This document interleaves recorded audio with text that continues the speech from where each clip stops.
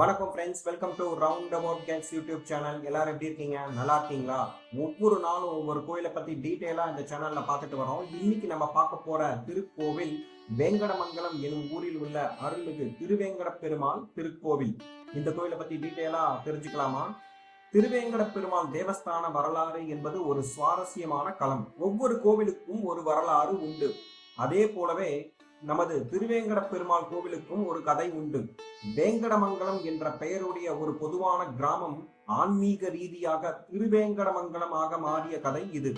2012ஆம் ஆண்டு கிராமத்தின் பஞ்சாயத்து தலைவர் திருவேங்கடம் ரவியை சந்திக்க ஒரு பக்தர் வருகை தந்ததில் இருந்து இது தொடங்கியது.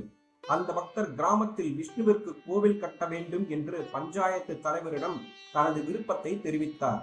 அவருடைய வார்த்தைகளில் இறைவனே தனக்கு கட்டளையிடுவது போல இருந்ததாக அந்த பஞ்சாயத்து தலைவர் உணர்ந்தார். உடனே கிராம மக்கள் கூட்டம் ஏற்பாடு செய்யப்பட்டு யோசனை தெரிவிக்கப்பட்டது. கிராம மக்கள் நீண்ட காலமாக நாராயணனுக்கு ஒரு கோவில் வேண்டும் என்று விரும்பினர். தங்கள் கிராமம் அனைத்தும் அவரது பெயரால் அழைக்கப்பட்டது. எனவே இந்த யோசனை ஒருமனதாக ஏற்றுக்கொள்ளப்பட்டது. அப்போது 300 ஆண்டுகளுக்கு முன் வேங்கடமங்கலம் கிராமத்தின் பழங்கால குடியிருப்பில் கோவில் கட்டுவதற்காக குளத்துடன் கூடிய 5.5 ஏக்கர் நிலம் ஒதுக்கப்பட்டது தெரிய வந்தது. இந்த உண்மை ஆராயப்பட்டு மற்றும் அத்தகைய குணங்களை கொண்ட இடம் வட்டமிடப்பட்டது. எல்லாம் வல்ல இறைவனின் ஆசீர்வாதத்துடன் அவர்கள் தங்கள் குலதெய்வத்திற்கு பெயர் வைப்பதற்கு ஆன்மீக குரு பார்த்தசாரதி ராமானுஜம் அவர்களின் வழிகாட்டுதலை நாடினார்கள். ஆலோசனைகள் மற்றும் பல்வேறு விவாதங்களுக்கு பிறகு முக்கிய கடவுளுக்கு திருவேங்கட பெருமாள் என்று பெயரிட சம்பந்தப்பட்ட அனைவரும் ஒப்புக்கொண்டனர். மேலும் அம்மனுக்கு இயற்கையாகவே திருவேங்கடலட்சுமி என்று பெயரிடப்பட்டது.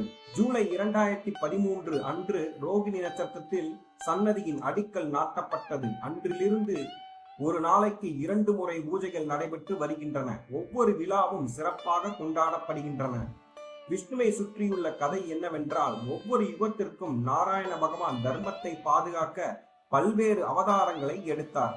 திரேதாயுகம் தொடங்கி கிருத்தாயுகம், துவாபர யுகத்தை தொடர்ந்து பகவான் நாராயணன் வாமனன், பரசுராமன், பச்சைராமர், நீல நிற கிருஷ்ணர் என பல்வேறு அவதாரங்களை எடுத்துள்ளார்.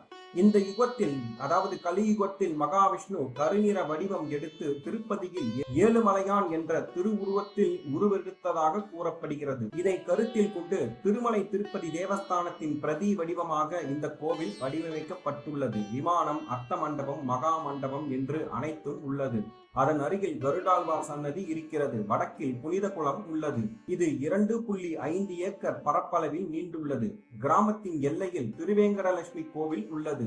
விரைவில் பிருந்தாவனம் கட்டப்படும் என்றும் செய்திகள் கூறுகின்றன.